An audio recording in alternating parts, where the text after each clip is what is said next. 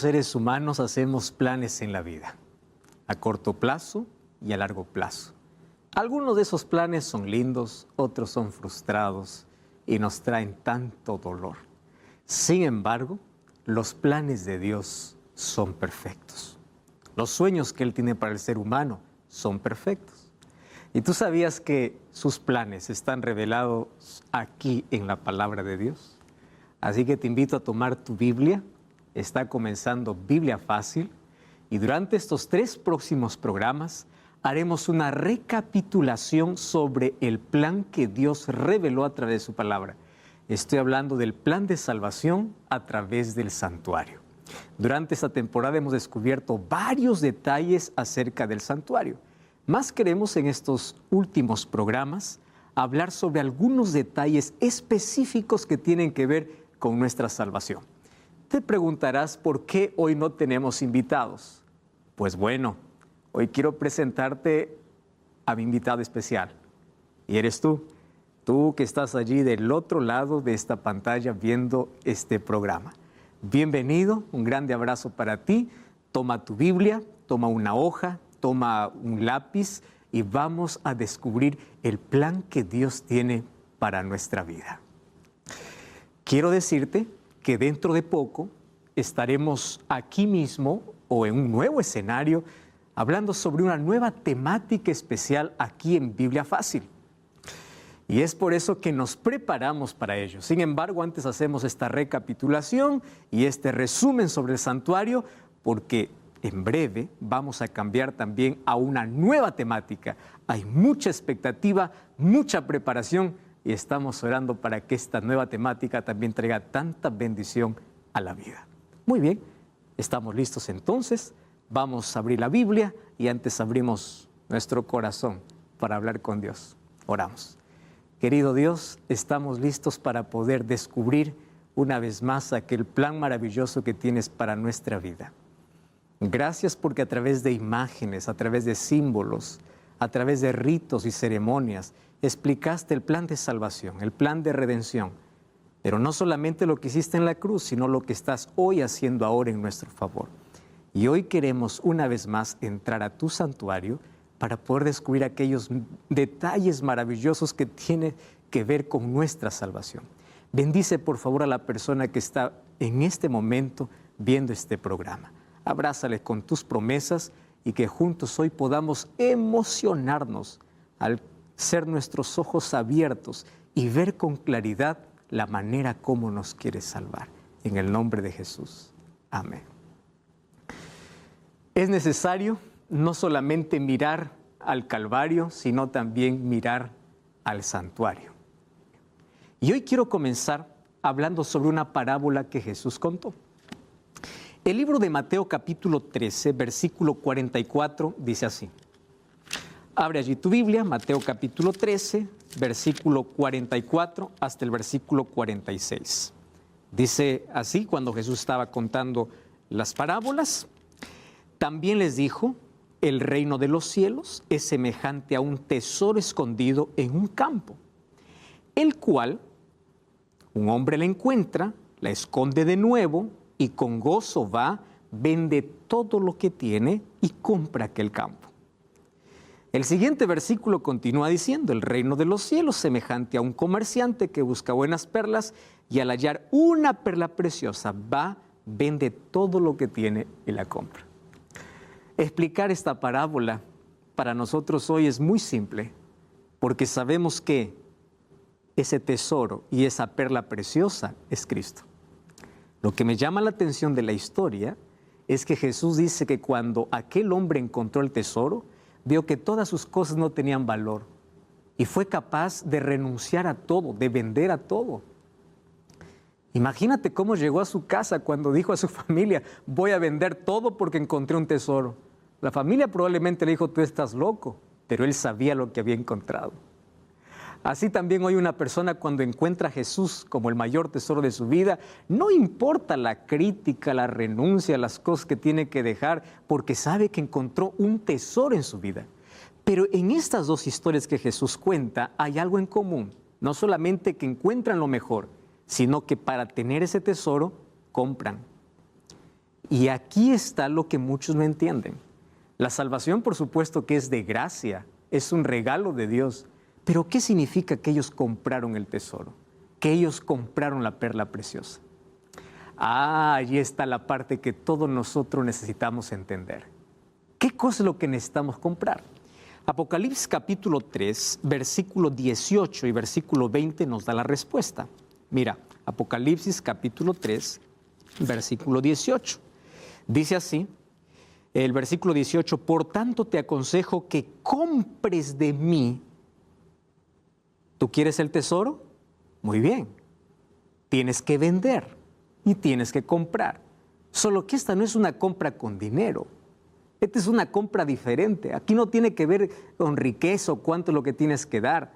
Tampoco tiene que ver que la salvación es por sacrificio. Pero hay cosas que hay que comprar. Pero ¿cómo compro sin dinero? Porque estamos acostumbrados a comprar solo con dinero. Mira, te aconsejo que compres de mí oro refinado en el fuego para que seas rico, vestiduras blancas para vestirte y para que no se descubra la vergüenza de tu desnudez, y unge tus ojos con colirio para que veas. 3 cosas pide comprar. Número 1, oro. Número 2, vestiduras. Y número 3, colirio. ¿Qué significa eso? Es que cuando aceptamos a Jesús, necesitamos comprar no de otro lugar, sino de Él, oro. ¿Qué cosa es el oro? ¿Qué representa en la Biblia? El oro representa el amor y la fe, porque son las 2 cosas que pueden pasar por fuego para ser probados si son verdaderos. ¿Y qué significan las vestiduras? La justicia de Cristo, el carácter de Cristo, los méritos de Cristo. ¿Y qué significa el colirio? El Espíritu Santo que abre mis ojos para que yo pueda ver mi condición. ¿Tú te acuerdas de la historia de aquel joven rico que fue para Jesús y le dijo, ¿qué debo hacer para heredar la vida eterna? Jesús le dice, ¿qué cosa? Ya guardaste todos los mandamientos. Él le dice, pues lo guardé desde mi juventud. Estoy haciendo todas las cosas correctas. Y Jesús le dice, una cosa te falta. ¿Qué cosa es lo que le faltaba? Le dice así, anda, vende todo. Ese vender todo es renuncia a aquello que está en primer lugar en tu vida. Pero él se fue triste y no estaba dispuesto a renunciar todo lo que estaba por encima de Dios. La pregunta es, ¿tú encontraste a Cristo? ¿Qué estás dispuesto a renunciar? Estoy diciendo que vendas todo y que te quedes pobre. Lo que te estoy diciendo es, ¿ya compraste el oro que es la fe y el amor? ¿Ya te vestiste de Cristo? ¿Ya permitiste que el Espíritu Santo abra tus ojos para que veas tu condición? Ahora, ¿por qué te estoy contando esa historia? Porque ahora vamos a colocarlo al revés. Tú sabes que Jesús también entra en esta historia. Solo que Jesús vino a esta tierra y no encontró un mayor tesoro ante la vista humana, porque el ser humano estaba perdido completamente. Pero nosotros para Él sí somos tesoro. Él nos ama tanto. ¿Y sabes qué cosa es lo que Jesús hizo por amor? Vendió todo. ¿Qué? Sí. Porque Él renunció toda la gloria del cielo para venir a esta tierra. Dejó todo, renunció todo. Es el único Dios que se hizo hombre. Nació, vivió, murió para poder salvarnos. O sea, si Él dio todo, ¿por qué los seres humanos no somos capaces de dar todo? Y ahí está el secreto para poder descubrir el santuario. Porque en el santuario, Jesús nos enseña el plan de salvación. En el santuario encontramos por qué Jesús se hizo carne, siendo Dios. En el santuario encontramos el ministerio de Cristo, el plan de salvación revelado para toda la humanidad. En el santuario encontramos que aunque somos miserables y pecadores, valemos tanto para Dios. Que tú eres el tesoro de Dios. Que Dios te ama mucho. Por eso es que Dios mandó a Moisés, Éxodo 26:30, alzarás el tabernáculo conforme al modelo que se te fue mostrado en el monte. Dios no le dejó a criterio de Moisés. Dios le mostró el santuario real que hay en el cielo y le dice, por favor, vas a hacer una maqueta, porque en ese santuario yo les voy a enseñar de manera didáctica cómo quiero salvarlos. No lo dejó a criterio de Moisés. Incluso Dios dio las medidas, el material, el color, de todo. Y quiero que sepas que cada detalle dentro del santuario revela nuestra salvación. No solamente el sacrificio de Jesús, porque muchos solamente miran el sacrificio de Jesús y dicen, ya está todo. No, en el santuario está revelado todo el plan de salvación, donde el sacrificio de Jesús hacía parte, y claro que la parte más importante, porque sin su sacrificio estaríamos perdidos. Sin embargo, no queda allí la salvación. No solamente lo que Jesús hizo, es lo que Jesús hace. Por eso es que Moisés recibe esa orden. Y ahora en Hebreos 8:5, mira lo que dice allí, los cuales sirven a lo que es figura y sombra de las cosas celestiales. Como se advirtió a Moisés cuando iba a erigir el santuario, diciéndole, mira y haz todas las cosas conforme al modelo que se te ha sido mostrado. Entonces, el santuario real está en el cielo. Lo que hizo Moisés es una copia, porque a través de esa maqueta iba a revelar el plan de salvación. Ahora, aquí viene lo interesante. ¿Tú sabes cuántos años tuvimos esa maqueta? 1500 años. Durante esos 1500 años, Dios educó al pueblo de Israel y les mostró su plan a través de las fiestas, a través de los sacrificios, a través de las ceremonias. Le mostró el plan completo de salvación. Pero hubo un problema. Los judíos se aferraron a las fiestas y ceremonias, al sistema de sacrificios, que cuando vino el verdadero Cordero, lo rechazaron. Y ahí está el problema. A pesar de que entendían todo el santuario, ellos se aferraron donde no debían. Por eso es que ellos rechazaron a Jesús, confundieron la sombra con la realidad. Por eso es que Jesús allí fue rechazado. Ahora, quiero que entendamos algo importante. El santuario como estructura y el ministerio de los sacerdotes en el santuario, todo apuntaba hacia el ministerio de Cristo. Fíjense, cuando Jesús murió y luego resucitó, fue al cielo. ¿A dónde entró? Hebreos 8 dice que entró al santuario.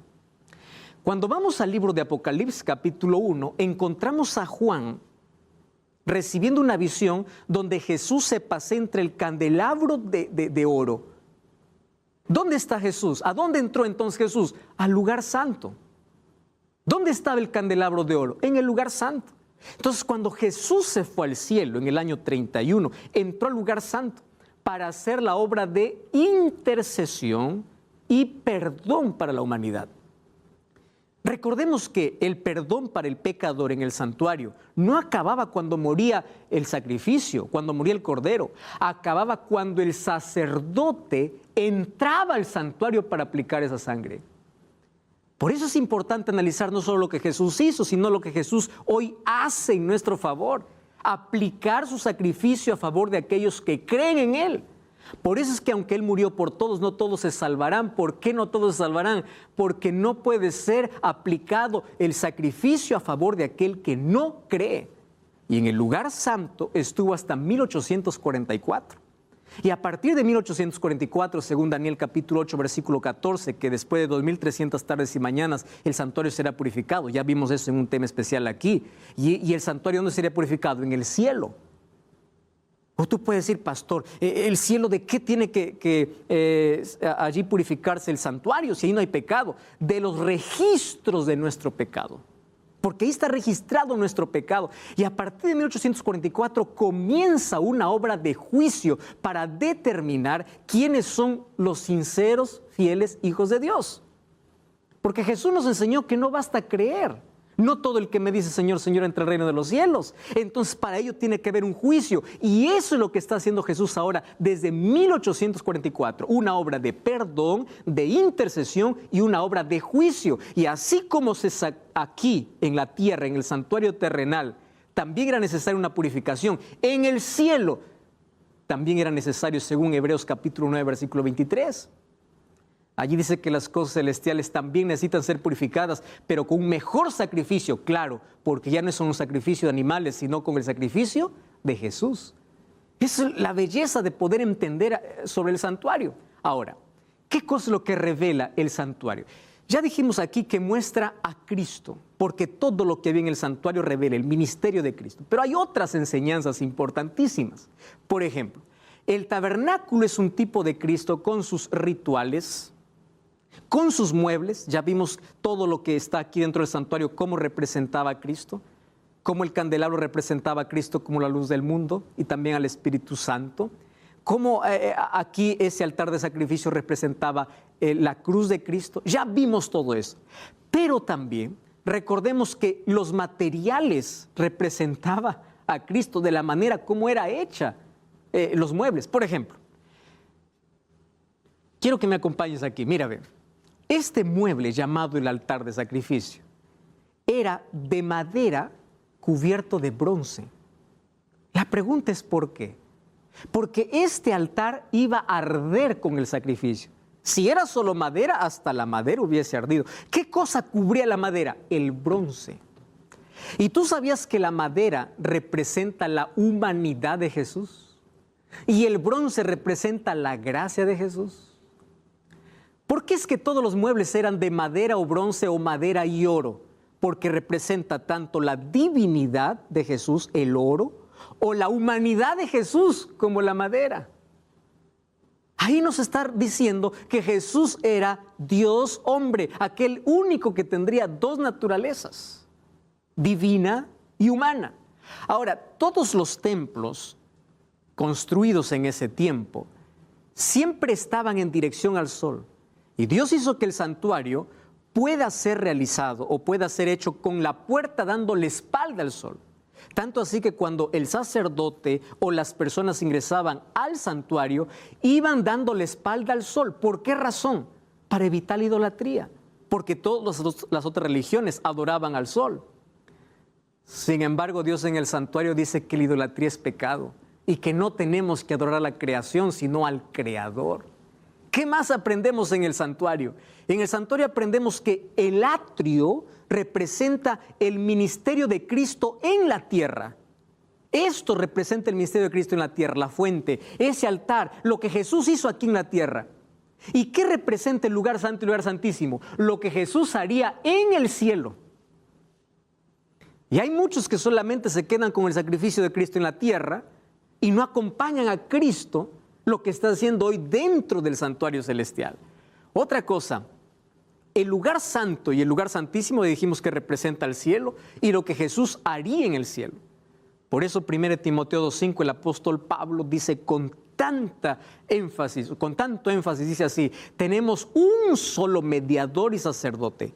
No tenemos más mediadores, no tenemos un santo que interceda, no tenemos un hombre que sea el puente. Tenemos a un solo mediador entre Dios y los hombres, Jesucristo hombre. ¿Quién es el único que intercede? Jesús. No es un santo, no es la Virgen, es Cristo. Hechos 4:12 dice: en ninguno otro hay salvación, no hay otro nombre dado bajo el cielo dado a los hombres en lo cual podamos ser salvos, sino ¿quién? Jesucristo. ¿Qué más podemos entender en el santuario? De que la única manera para llegar al cielo no es por nuestros méritos, por sacrificios, sino por un solo camino, que es Cristo. Por eso Jesús mismo dijo en el libro de Juan capítulo 14, versículo 6, yo soy el camino, yo soy la verdad y yo soy la vida. Camino, verdad y vida es Cristo. Ahora vamos a ver qué significa eso a la luz del santuario. Y por supuesto que ahí encontramos otras lecciones. Vamos a ver un detalle importante que hasta aquí no hemos visto sobre el santuario. Y yo quiero que ustedes me acompañen a leer 3 textos bíblicos y vamos a sorprendernos con esta luz. Fíjate aquí. Éxodo 26:1 dice así: y harás el tabernáculo de 10 cortinas de lino torcido, azul, púrpura y carmesí, y lo harás con querubines de obra primorosa. ¿Estás entendiendo? Vamos a otro asunto. Éxodo 26:31. También harás un velo de azul, púrpura y carmesí y lino torcido, y será hecho de obra primorosa con querubines. Otro texto más. Y harás para la puerta, Éxodo 26:36, la puerta del tabernáculo, una cortina de azul, púrpura y carmesí y lino torcido, obra de recamador. Si yo te pregunto, ¿Qué cosa tienen en común esos tres textos que acabamos de leer? Nos vamos a dar cuenta que lo que tienen en común es el color que debe tener el tabernáculo, el velo y la puerta. La pregunta ¿es casualidad de que tengan color? ¿Solamente es por estética o por uniformidad? No. Cada color representa un asunto de nuestra salvación. Y si te das cuenta, hay tres colores que se repiten: azul, púrpura y carmesí. Tabernáculo, el velo, azul, púrpura y carmesí. La puerta, azul, púrpura y carmesí. Y si te das cuenta, los tres deben tener ¿qué cosa? Lino. El lino representa mucho dentro del santuario para nuestra salvación. Ahora vamos a explicar qué significa el lino y por qué deberían tener esas tres colores. No es esto capricho ni casualidad. ¿Por qué tenía que ser azul, púrpura y carmesí? Pero eso no te sorprenda. Hay otra cosa más sorprendente. Estamos hablando aquí del santuario. Ahora, vamos a ver a la vestidura del sacerdote. Mira cómo se vestía el sacerdote. Éxodo 28, 4 y 5. Las vestiduras que harán son estas: el pectoral, el efod, el manto, la túnica bordada, la mitra, el cinturón. Hagan pues las vestiduras sagradas para Aarón, tu hermano, para sus hijos, para que sean mis sacerdotes. Y presta atención, tomarán oro, ojo aquí, azul, púrpura, carmesí y lino torcido. ¿Qué te parece que es casualidad? Los mismos colores de la vestidura del sacerdote era la misma color que el santuario tenía que tener, que el velo tenía que tener, que las cortinas tenían que tener. ¿Por qué lino? ¿Por qué azul? ¿Por qué púrpura? ¿Por qué carmesí? Estos colores se van a repetir muchas veces en la Biblia. Hay que prestar mucha atención allí. ¿Qué cosa es lo que tenemos que descubrir entonces? Primero, ¿por qué es que el sacerdote tenía que vestirse con la misma tela y el mismo color del tabernáculo? ¿Por qué? Porque tanto el tabernáculo y el ministerio sacerdotal representaba el ministerio de Cristo. Por eso no nos olvidemos de eso. No solamente es ver el tabernáculo, es ver el ministerio sacerdotal, porque eso representaría lo que Cristo hizo en la tierra. O sea, ambos representan allí lo mismo. Cristo no dejó a criterio ni el color, ni siquiera la ubicación de los muebles, porque cada parte revelaba algo de nuestra salvación. Y aquí vamos a encontrarnos un asunto realmente impresionante. ¿Estás listo? Mira, ve. Tanto el tabernáculo como el sacerdote tenían el mismo color. Una vez más, azul, púrpura y carmesí.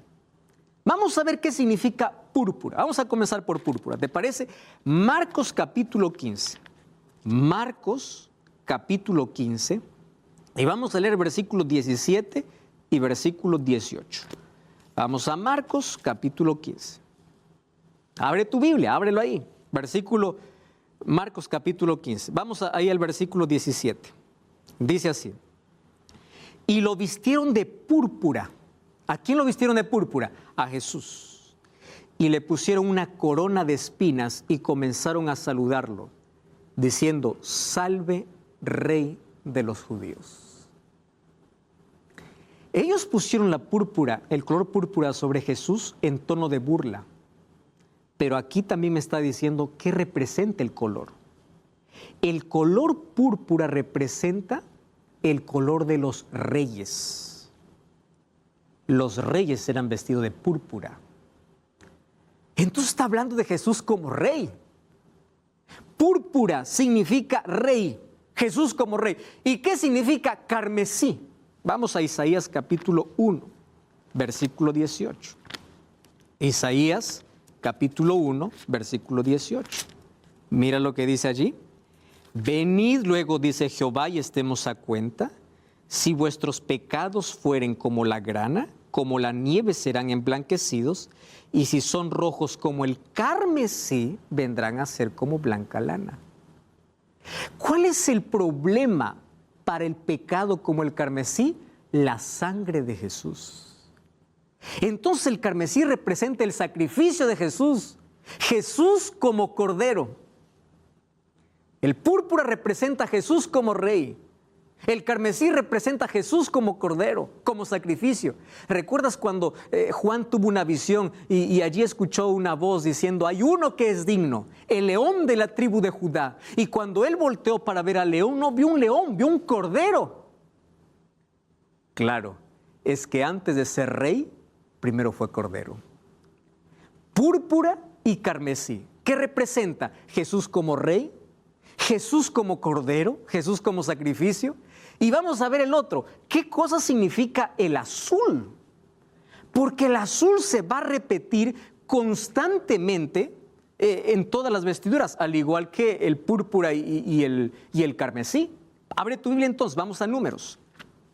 Números capítulo 15, versículo 38 y versículo 39. Números capítulo 15, versículo 38 y versículo 39. Ahora te pregunto, ¿tú ya estás con el texto allí? ¿Abriste ya tu Biblia? Este azul es tan importante. Fíjate, si todavía no encuentras el texto, yo te voy a dar un tiempo para que ahora lo abras tu Biblia, lo puedas subrayar y podamos entender esto. No cambies el canal, vamos a una breve pausa y ya regresamos para descubrir este color tan importante dentro de la vestidura y dentro del tabernáculo. Ya regresamos.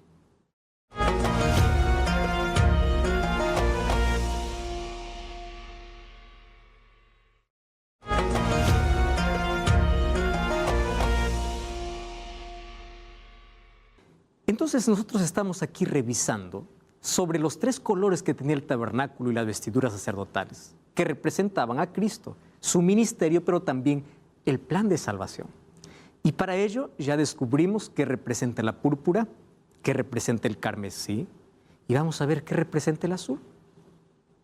Entonces vamos al libro de Números, capítulo 15, versículo 38, dice así: habla a los hijos de Israel y diles, ¿estás leyendo la Biblia conmigo? Vamos a leer la Biblia. Que se hagan unos flecos en los bordes de sus vestidos por sus generaciones y pongan en cada fleco de los bordes un cordón azul. ¿Leíste? ¿De qué color tenía que ser el cordón azul? ¿Qué representa el azul? Versículo 39. Llevaréis estos flecos para que cuando lo veáis os acordéis de todos los mandamientos de Jehová, no de 9, no de 8, de todos. Para que no te olvides los mandamientos de Jehová y las pongáis por obra. Y no seguiré los apetitos de vuestro corazón y de vuestros ojos. O sea, el cordón azul te hará recordar que hay un Dios que ve todo y que tienes que guardar sus mandamientos. ¿Ya te diste cuenta que la ley de Dios está dentro del plan de salvación? ¿Anula la gracia? No. Ahí está el carmesí. ¿Anula a Cristo como rey? No. Ahí está el color púrpura. ¿Y qué significa el azul? Tiene que ver con santidad, con el deseo que Dios tiene para todos sus hijos. ¿Y por qué el azul les haría recordar la ley de Dios? Vamos al libro de Ezequiel. Mira el libro de Ezequiel capítulo 1, versículo 26. Este texto es impresionante. Ezequiel capítulo 1, tú sabes que varios profetas vieron el trono de Dios.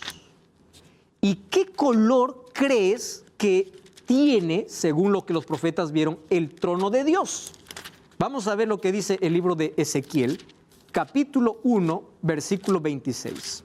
Presta atención allí. Verso 26 dice así: como o sobre la bóveda que estaba sobre sus cabezas se veía la figura de un trono que parecía de piedra de zafiro. ¿Tú sabes cuál es el color zafiro? Azul. Entonces, el trono lo tenían que relacionar con la ley de Dios, porque el trono de Dios, el gobierno de Dios está bajo su ley. Él es el gobernante, Él es el legislador, Él es el salvador y Él es el rey. Por eso tenían que llevar esos 3 colores. Tú sabes que en Éxodo capítulo 24, versículo 10, encontramos otra vez haciendo referencia al trono de Dios con ese color. Mira lo que dice el libro de Éxodo capítulo 24, versículo 10. Éxodo 24, 10. Vieron al Dios de Israel, debajo de sus pies había como un emboldosado de zafiro semejante al cielo sereno, un azul cielo. Y ese azul ahora les haría recordar el trono de Dios y la ley de Dios. Entonces, la ley de Dios, ¿dónde está ubicada dentro del santuario? En el lugar santísimo, no estaba en la puerta. Muchos aceptan solamente el sacrificio de Cristo y piensan que aquí en el atrio se anuló la ley, cuando la ley de Dios, ¿dónde está? Está en el lugar santísimo. ¿Y el lugar santísimo qué representa? El trono de Dios.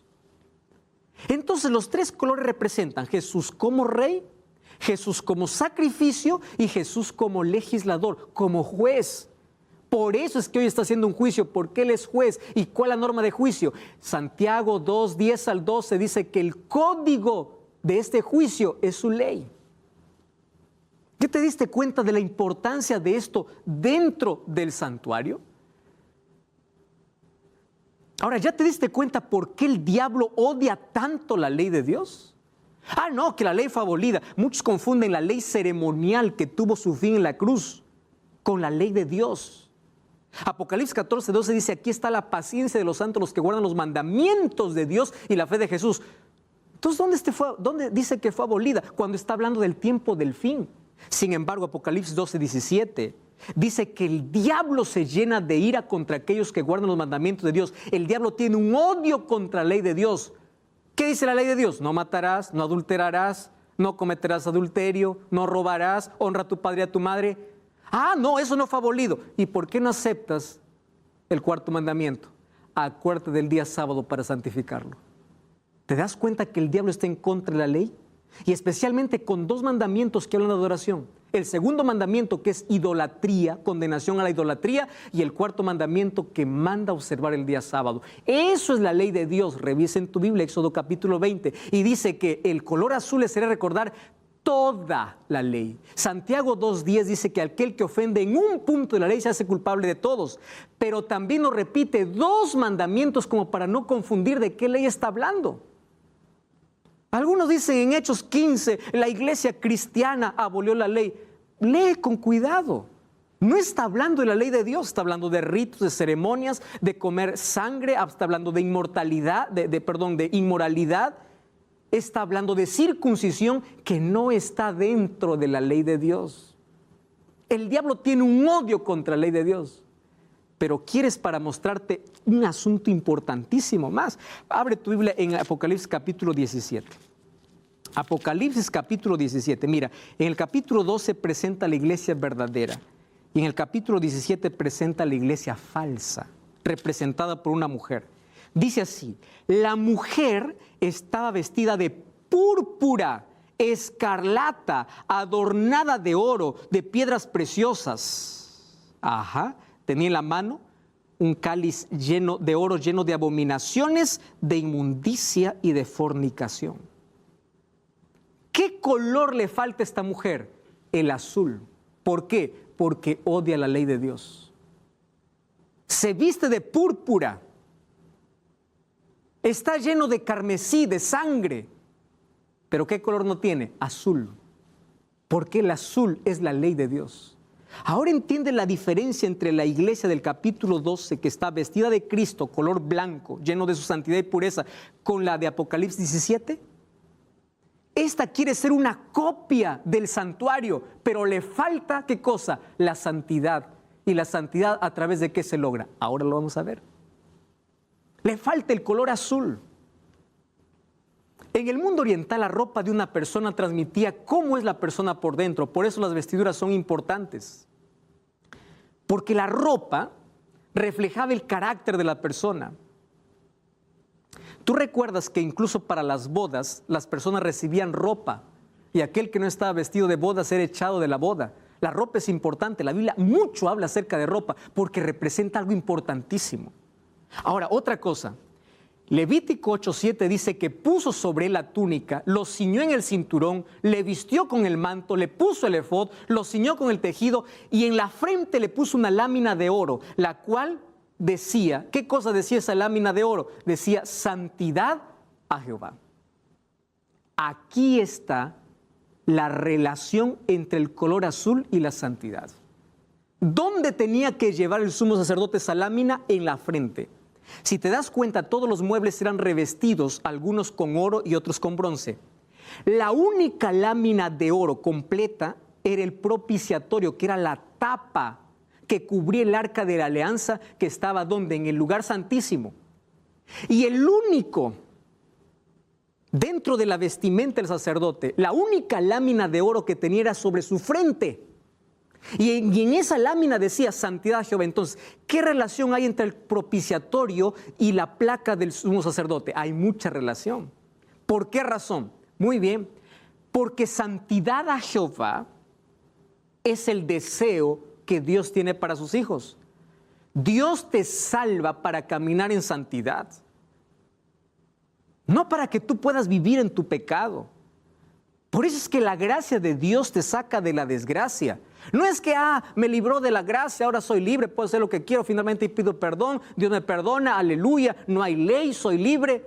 No, la gracia transforma tu vida para colocarte en armonía con la voluntad de Dios. ¿Acaso en Mateo 7:21 Jesús nos dice, no todo el que me dice Señor, Señor, entra al reino de los cielos? Todo el mundo dice es creyente, todo el mundo dice adora a Dios, pero ¿cuál es el requisito? ¿Qué cosa dice Mateo 7:21?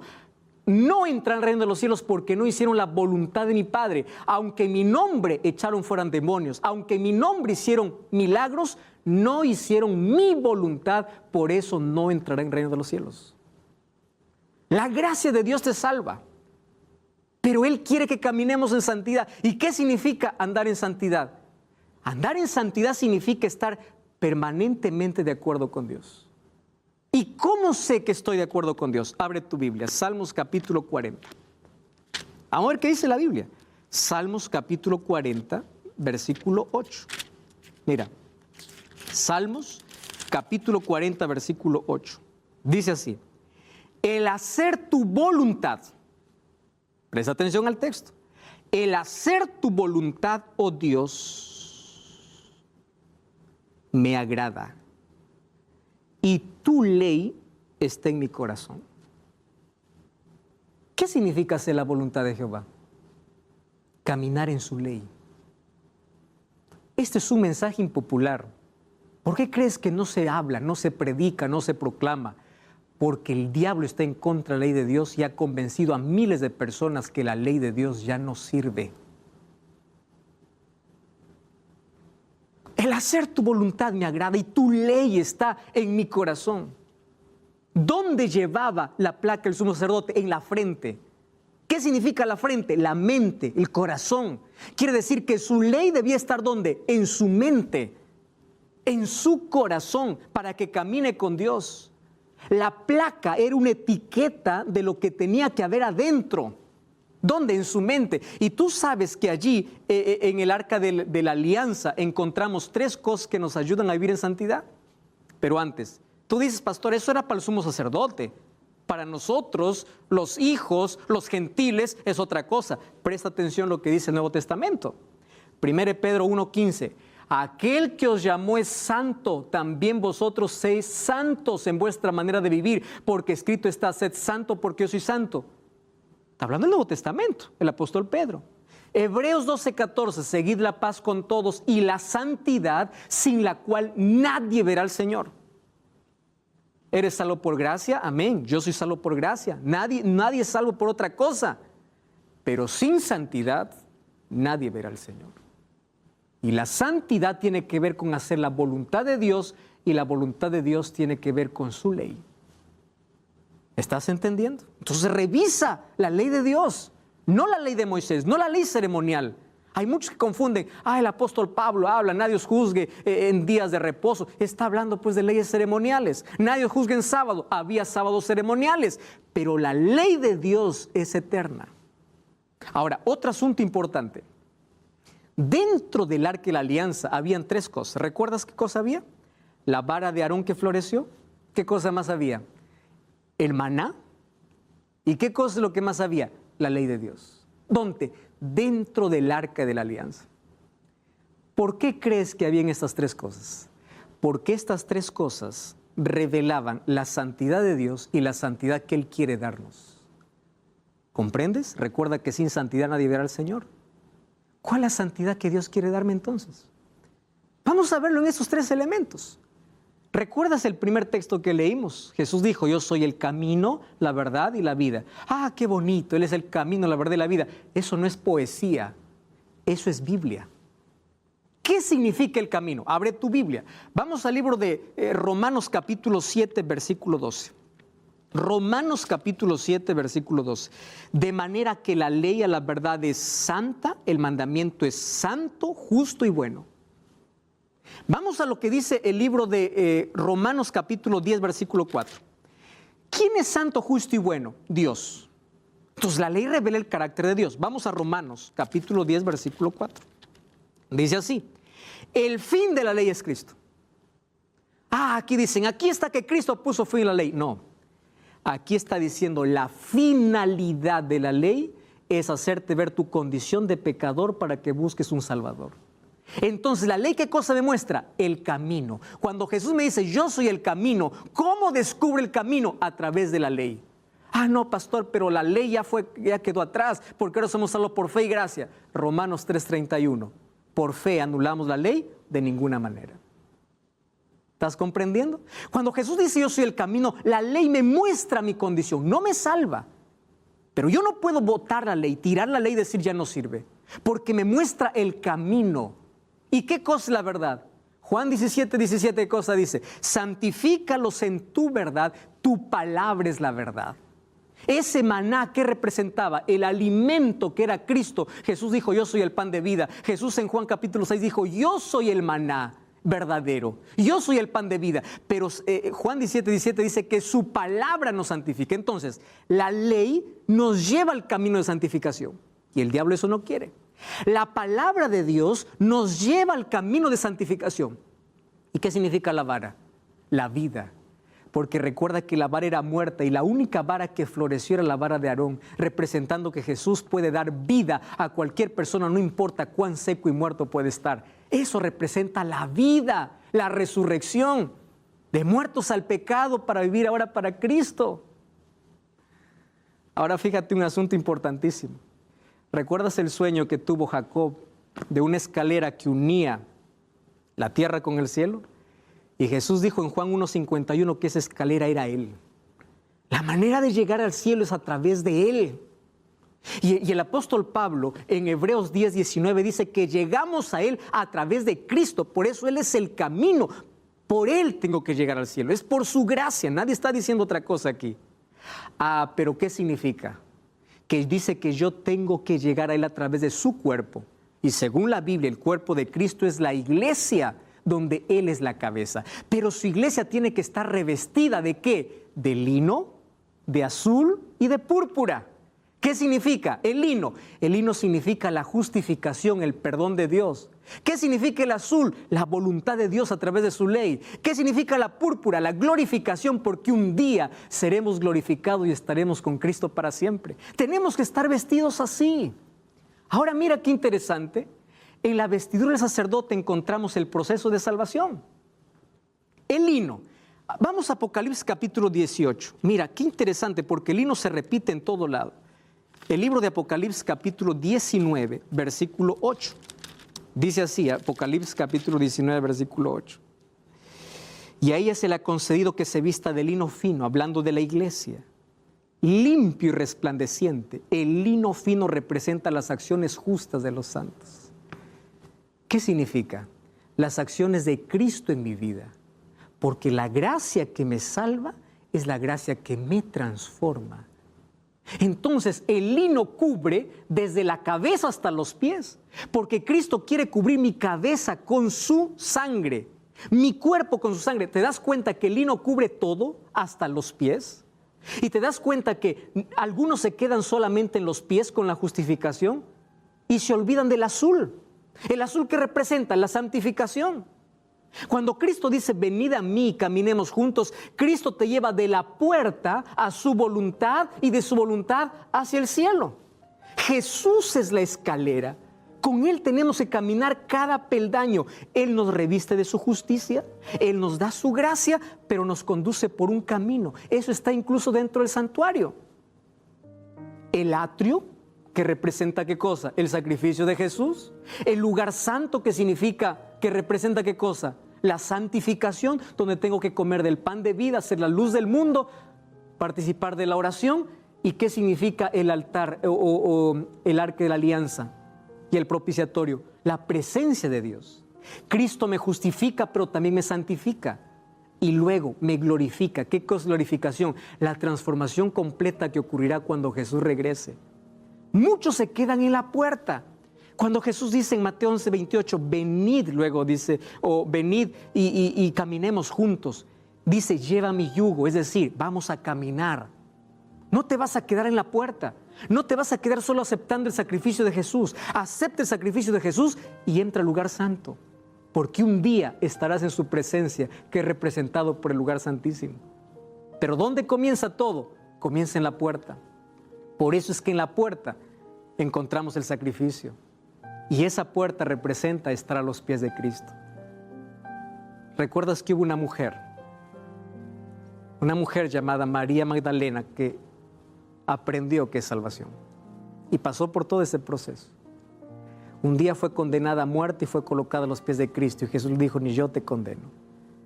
Luego encontramos que en la casa con Marta y María, ella es la que está a los pies de Jesús. Luego encontramos que ella derrama un perfume, hace público su amor por Jesús, porque ella abandona el pecado y dice, a partir de hoy quiero que Cristo me santifique, hace pública su fe. Y esa acción se hace a través del bautismo. Por eso tienes que hacer público tu fe. ¿Y cómo le encontramos siempre a María? A los pies de Jesús. Así comienza la salvación. Allí comienza la justificación. Pero Cristo quiere llevarte no solamente por la justificación, también a la santificación. ¿Quieres que Cristo haga su trabajo en tu vida? ¿Quieres que Cristo restaure tu vida? ¿Sabes que Cristo quiere vestirte de lino fino? Ese lino fino representa su justicia. El sacerdote tenía lino cubierta la cabeza, todo su cuerpo, porque Cristo quiere revestirte con su justicia. Es la vestidura blanca. Por eso los redimidos aparecen en el tiempo del fin con vestiduras blancas, porque son revestidos del carácter de Jesús. Pero Jesús no solamente quiere revestirte de su gracia, también quiere que camines en su voluntad.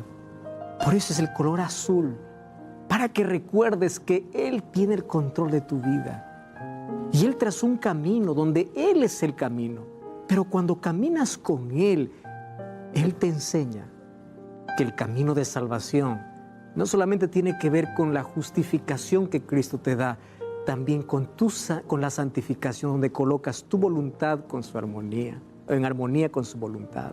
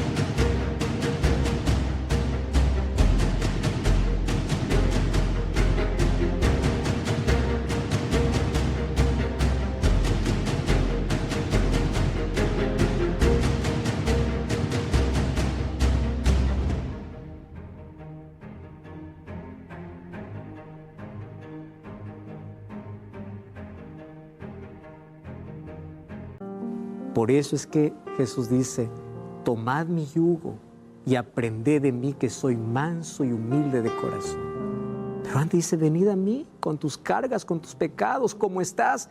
Pero yo no te voy a dejar como estás. Yo te voy a santificar, yo te voy a cambiar. Esa es la acción del Espíritu Santo en tu vida. ¿Aceptas esa transformación de parte de Dios? Vamos a orar. Querido Dios, hoy caemos a tus pies. Hoy nos rendimos a ti. Hoy queremos que Jesucristo sea nuestro camino y Él nos lleve por aquel camino de santificación hasta llegar a la glorificación, donde podamos ver tu rostro, donde podamos abrazarte y vivir contigo por la eternidad. Rendimos nuestro corazón a ti. Danos tu bendición en el nombre de Jesús. Amén. Gracias por acompañarme en este programa. Te espero en el próximo programa, aquí en Biblia Fácil.